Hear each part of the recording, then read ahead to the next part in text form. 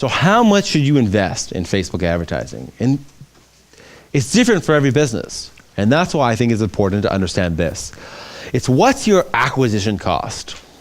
What can your business afford to spend in order to acquire a new customer? So you want to look at how much money you spent, okay, and how many customers that brought in. Whatever you've done, whether it be, if you've never done advertising before, where are you spending your money? Where are you spending your efforts? If you're someone who says, well, I just spend my own time and I go to networking events, well then what's your time worth?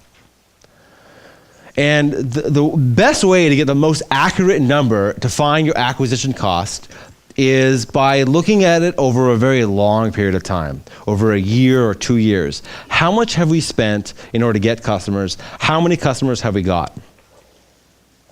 And that is your acquisition cost, all right? When you're doing advertising, it's a lot easier. If you've been doing a lot of advertising, you can just look at how much do we spend in advertising on this campaign and how many new customers did that bring in. We're looking for our acquisition cost. We're trying to figure out how much can we spend, right? If, give me an industry. Give me an industry. Real estate, that's what I was thinking as well. How much would you spend to acquire a new listing? And who was I talking to, by the way? Who said real estate? That was you? You did? So how much would you spend to acquire a new customer? A new listing, sorry. No, how much would you? $200? How much do you make whenever you sell a house? $7,000? So the maximum that you'd spend is $200 to make $7,000? So the absolute most. So even if I said, I got you 10 listings here, but I want 300 apiece, you'd say no? Okay, so now we're at 300. Okay, let's go up, let's go, okay. What's gonna happen is, I remember when I was in real estate, as a matter of fact, I remember that the real estate market was really hot, and I remember hearing that realtors were spending $100 a click on Google AdWords. Do you guys remember that? Is that still around? Is that still happening? Anybody know?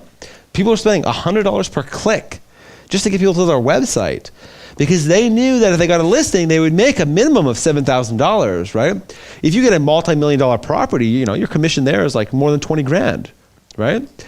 So you have to know your numbers well enough to have to be willing to spend more than your competitors. Otherwise, they're going to get all the listings. So you have to figure out what that number is and be realistic about it. Right? So if you're saying 200 is the max, I wouldn't spend any more, but you know, at 1,000 maybe, right? Your number is probably closer to 1,000 because another realtor who's been doing this for a while, they already know they'll spend 1,000 because they know they spend 1,000 and they make 7, right? So you have to be realistic with it, right? You can't say, well, if I'm selling a $10,000 thing, I'm only willing to spend $100 to acquire a client. It makes no sense because any other competitor will say, hey, I'll spend 5,000. Right? Who wouldn't trade 5,000 for 10,000? We would all day. I would, right? So you have to be realistic with it and figure out what is the acquisition cost for your business and what is it in the industry and be realistic with it. And that's when you can get more realistic with your budget and what you're going to be investing here.